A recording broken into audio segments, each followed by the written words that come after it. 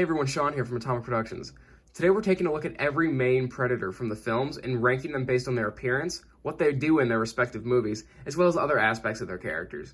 This is purely my opinion, same as the movie ranking video. I may not have the best reasons for why one is better than the other, but these are just my preferences in regards to the Predators. This is of course where I ask you to like and subscribe if you haven't already, if this is the content that you like to see and you want to see more from us. I will say, if you haven't seen my ranking of the Predator movies, you should probably check that out so you have a little more background information. Thank you, and let's get right into it. Number 13, the Ultimate Predator. The massive hybrid Predator from The Predator is at the very bottom of the list, because I kind of hate everything about this big guy. The design is good enough, I suppose. It looks like a Predator should, and the colors are pretty awesome. The whole modified hunter thing this Predator's got going on kind of goes against everything that makes the Predators cool in the first place. And I absolutely despise the fact that it speaks in its movie. Like, not repeating English that it had heard. I mean making full conversations with subtitles provided so the audience understands what it's saying to the characters. Awful. I also really don't like the movie he's from, so that docks a lot of points as well.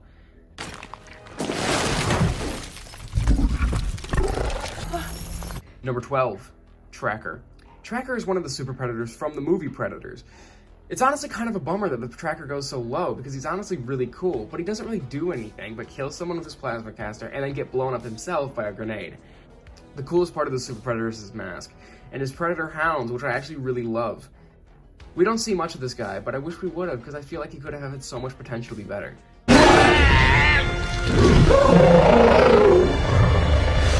Number 11, Fugitive Predator. This is the second Predator from The Predator, and the two main reasons he's so low is because of what movie he's from and why he's there in the first place. Which is apparently to deliver the Predator killer suit was just an awful idea in the first place. However, I do like the mask and armor on this thing, even if its face looks kind of terrible and he thinks he's some kind of comedian. Everything okay back there? Number 10, Chopper. The Chopper is from the first Alien vs. Predator film, and I honestly really like this guy. I think he's pretty badass with the massive blades on his gauntlets and the skulls he has on his back. He also has an awesome mask, but the main problem is the same with the Tracker. We barely see him do anything before he's killed off. He was reckless and focused too much on the humans in the room rather than the much larger threat behind him. I will say though that his death was not only one of the most iconic scenes in Alien vs. Predator, but it's also the introduction of Grid, which is one of, if not the coolest xenomorph in the series. So good work, buddy.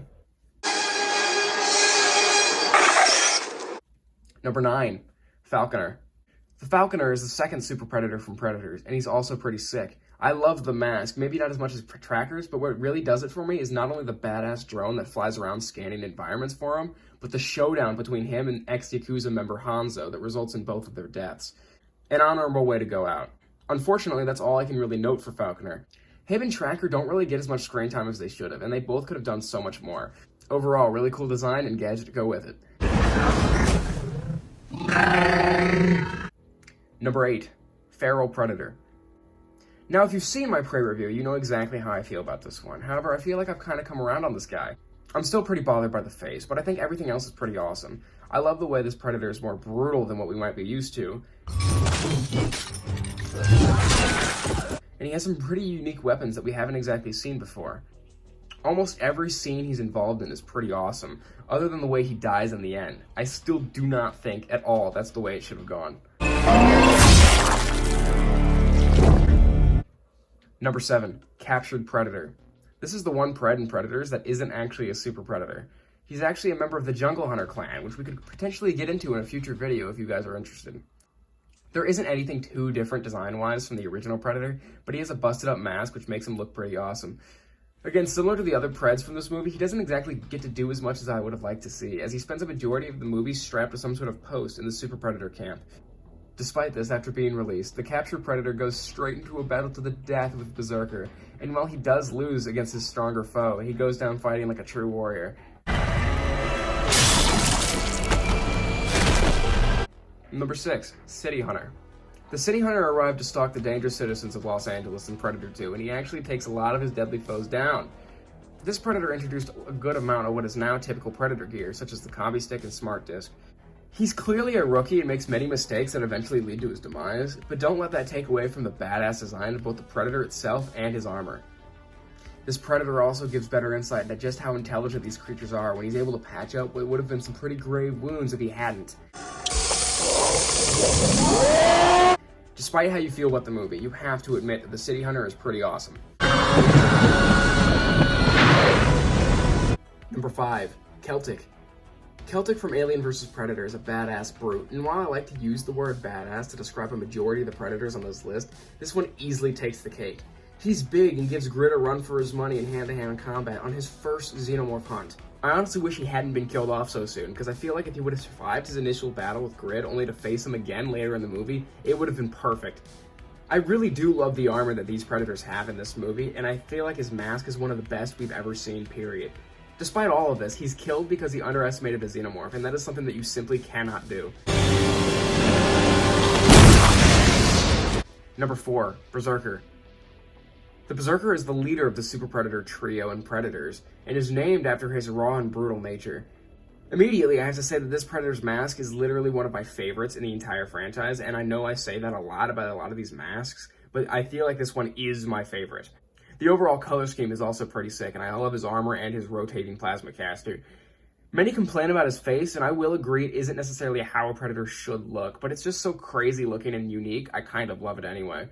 The Berserker just seems so evil, and I really like the idea of a clan of Predators that do not follow the traditional honor codes.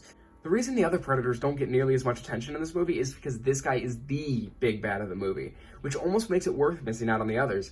The battle against the captured Predator and eventually his defeat at the hands of Royce is awesome to watch and is easily one of the best parts of that entire movie. Number 3. Scar.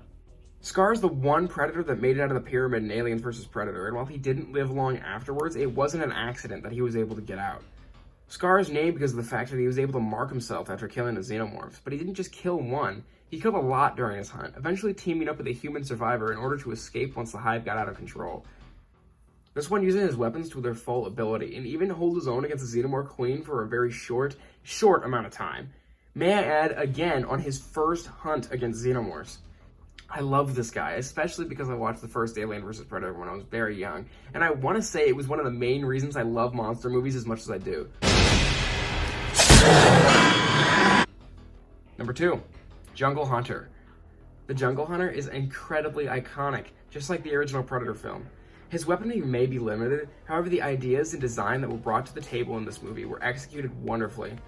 I love this movie because it puts an emphasis on the fact that these aliens aren't just monsters, they're actual intelligent characters. The first reveal of the Predator isn't even built up or treated as something scary.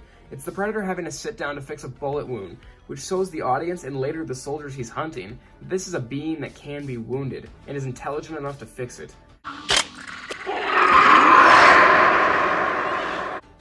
The classic look of the armor and mask is irreplaceable, and each scene this Predator is in shows how skilled and dangerous these creatures are when they're on the hunt. The final showdown between Dutch and the Jungle Hunter is perfect, with the reveal of the face and hand-to-hand battle the two engage in before Dutch outsmarts the Hunter has to be one of my favorite moments in any of these movies. Of course, it all ends with the Jungle Hunter sending off the bomb on his arm in an effort to make sure that if he goes down, so does his worthy opponent.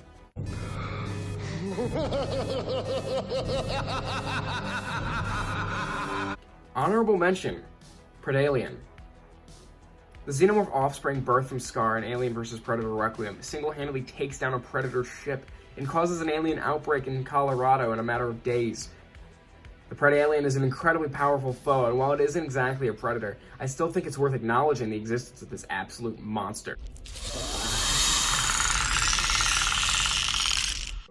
Number 1.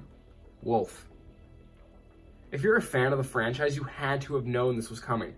The veteran hunter Wolf from AVPR volunteers himself to fly out to Colorado by himself in order to clean up the mess caused by the Predalien and contain the xenomorph outbreak. I have to emphasize that there were 3 predators and none of them survived in the first Aliens vs. Predator. Wolf is by himself and is able to take out people, aliens, and even end his battle against the Predalien in a draw. This Predator has a seriously awesome design, bringing back the slimmer look for the Preds, while also having one of the coolest masks out there. Wolf also has the most expansive inventory at his disposal, featuring the usual wrist blades, dual plasma casters, a custom handheld plasma caster, a combi stick, shurikens, laser mines, a blue acidic liquid that can dissolve almost any solid object, and a power glove that is able to burst through concrete to make for a quick escape. It's kind of ridiculous the things that this dude is packing.